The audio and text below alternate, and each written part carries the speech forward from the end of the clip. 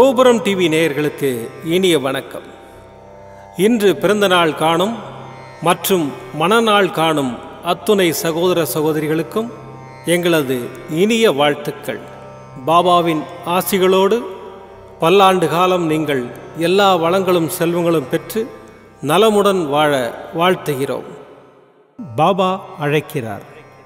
அவரின் பொன்மொழிகளை கேட்பதற்காக, நம் பிரச்சனைகளை தீர்த்து வைக்கும் அற்புதமான கூட்டு பிரார்த்தனை செய்வதற்காக, மேலும் மனம் ஒருநிலைப்படவும் மனம் அமைதி பெறவும் அற்புதமான தியானம் செய்யவும் பாபா அழைக்கிறார். பாபா நம் கரங்களை பிடித்து அழைத்துச் சென்று அற்புதம் நிகழ்த்தவிருக்கிறார். வாருங்கள், பாபாவின் பொன்மொழிகளை தரிசனம் செய்வோம். அன்பு குழந்தையே, உன்னை எல்லோரும் அவமானப்படுத்துவது போலவும் கைவிட்டுவிட்டது போலவும் எல்லாமே இருந்தும் எதுவுமே இல்லாதது போலவும் எல்லோரும் இருந்தும் அனாதையைப் போலவும் இப்போது நீ உணர்கிறாய். ஆனால் உன் கர்ம வினைகளை அழித்து அதை உனக்கு சாதனை காலமாக மாற்றத்தான் நான் இங்கு போராடி கொண்டிருக்கிறேன். இறை நாமத்தை நீ உச்சரித்து கொண்டே இரு. அது உன்னுடைய கர்ம வினைகளின் பிடியை தளர்த்தும். எந்த நேரத்திலும் கஷ்டத்திலும் நீ நம்பிக்கையை இழக்காமல் இருப்பாயானால் உனது கர்ம வினைகளில் உள்ள தீய பலன்கள் பனிபோல் உருகி கரை வைத்து கொண்டிருக்கும் என் நிலைகளை உணர்வாய். வாழ்க்கையில் நீ பயணிக்கும் வழியில் என் துணை நிச்சயம் இருக்கும். சகல சௌபாகியமும் பெற்று சீரும் சிறப்புமாய் நீ வாழ்வாய். உன் வேண்டுதல்கள் எல்லாம் பலிக்கும். என் வார்த்தைகள் மீது நம்பிக்கை வைத்து செயல்படு. உன் அப்பா சாயிருக்கிறேன், கவலைப்படாதே. ஓம் சாய்ராம். பாபாவின் அற்புதமான பொன்மொழிகளை தரிசனம் செய்தோம். அடுத்த நிகழ்வு கூட்டு பிரார்த்தனை. நம் மனநலன் சார்ந்த பிரச்சனைகளுக்காகவும் உடல் நலன் சார்ந்த பிரச்சனைகளுக்காகவும் மற்றும் நம் அனைத்து விதமான பிரச்சனைகளுக்காகவும் சாய்நாதரிடம் கூட்டு பிரார்த்தனை செய்வோம். வாருங்கள், இந்த அற்புதமான கூட்டு பிரார்த்தனையை செய்வோம். பிரார்த்தனாஷ்டகம். 8 பிரார்த்தனைகள். சாந்தமான மனம் கொண்ட சாயிநாதரே, அறிவின் சிகரமே, அன்புள்ளம் கொண்டவரே, கருணை கடலே, உண்மையின் இருப்பிடமே, மாயை என்னும் இருளை அகற்றுபவரே, ஜாதி மத பேதங்களுக்கு அப்பாற்பட்டவரே, எங்களின் புரிந்து கொள்ளும் திறமைக்கு அப்பாற்பட்டவரே, அன்பின் இருப்பிடமே, ஷீரடி வாழ் இறைவனே, என்னை காப்பாற்றும், என்னை காப்பாற்றும். ஞான சூரியனே, ஞானத்தை வழங்குபவரே, பக்தர்களின் மனங்களில் உலவிடும் பரமஹம்சரே, அனைத்து நன்மைகளுக்கும் காரணமானவரே, தங்களை சரணடைந்தவரை காப்பவரே, படைக்கும் தொழில் புரியும் பிரம்மாவும் காக்கும் கடவுளான விஷ்ணுவும் நீங்களே. 3 உலகங்களையும் யுகங்கள் முடிவில் தன்னுள் ஐக்கியமாக்கிக் கொள்ளும் ருத்திரனும் தாங்களே. நீங்கள் இல்லாத இடம் இந்த பூமியில் ஏது? எல்லாம் அறிந்த இறைவன் நீங்கள். எங்கள் எல்லோரின் இதயங்களிலும் வசிப்பவரும் நீங்களே. எனது எல்லா குற்றங்களையும் மன்னிக்க வேண்டும் என்று வேண்டி கேட்டுக்கொள்ளுகின்றேன். அலை அலையாய் தொடர்ந்து வரும் சந்தேகங்களையும் மனமயக்கங்களையும் போக்குவீராக. நீங்கள் கோமாதா, நான் பிறந்த இளங்கன்று. நீங்கள் சந்திரன், நான் சந்திரகாந்த கல். தங்கள் பாதங்கள் கங்கை நதி. பணிவுடன் இந்த தாசன் உங்கள் பாதங்களில் தலை வணங்குகிறேன். உங்கள் கைகளை என் தலைமீது வைத்து ஆசை கூறுங்கள். என் கவலைகளும் துன்பங்களும் பறந்தோடட்டும். இந்த கணு தங்களின் தாசன். இந்த 8 துதிகளையும் கூறி நான் உங்களை சாஷ்டாங்கமாக நமஸ்கரிக்கின்றேன். எனது பாவங்கள், துன்பங்கள் மற்றும் ஏழ்மை நிலை இவை யாவும் உடனடியாக விலகி ஓடட்டும். ஓம் சாய்ராம், ஓம் சாய்ராம், ஓம் சாய்ராம். அற்புதமாக கூட்டு பிரார்த்தனை செய்தோம். பாபா நம்முடைய கோரிக்கையை ஏற்று நிச்சயமாக நமக்கு அற்புதங்களை செய்வார் என்பது சத்தியம். இனி கண்களை மூடி பாபாவை மனதில் நிறுத்தி பாபாவின் அற்புதமான சக்தி வாய்ந்த மந்திரத்தை அனுபவிப்போம்.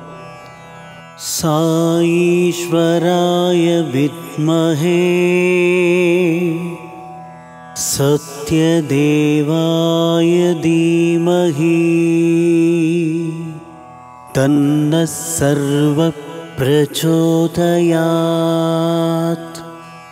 साईश्वराय विद्महे सत्यदेवाय धीमहि तन्नः सर्वः प्रचोदयात्। साईश्वराय विद्महे सत्यदेवाय धीमहि तन्नः सर्वः प्रचोदयात्। साईश्वराय विद्महे सत्यदेवाय धीमहि तन्नः सर्वः प्रचोदयात्। साईश्वराय विद्महे सत्यदेवाय धीमहि तन्नः सर्वः प्रचोदयात्। साईश्वराय विद्महे सत्यदेवाय धीमहि तन्नः सर्वः प्रचोदयात्। साईश्वराय विद्महे सत्यदेवाय धीमहि तन्नः सर्वः प्रचोदयात्। साईश्वराय विद्महे सत्यदेवाय धीमहि तन्नः सर्वः प्रचोदयात्। साईश्वराय विद्महे सत्यदेवाय धीमहि तन्नः सर्वः प्रचोदयात्। साईश्वराय विद्महे सत्यदेवाय धीमहि तन्नः सर्वः प्रचोदयात्। साईश्वराय विद्महे सत्यदेवाय धीमहि तन्नः सर्वः प्रचोदयात्। साईश्वराय विद्महे सत्यदेवाय धीमहि तन्नः सर्वः प्रचोदयात्। साईश्वराय विद्महे सत्यदेवाय धीमहि तन्नः सर्वः प्रचोदयात्। साईश्वराय विद्महे सत्यदेवाय धीमहि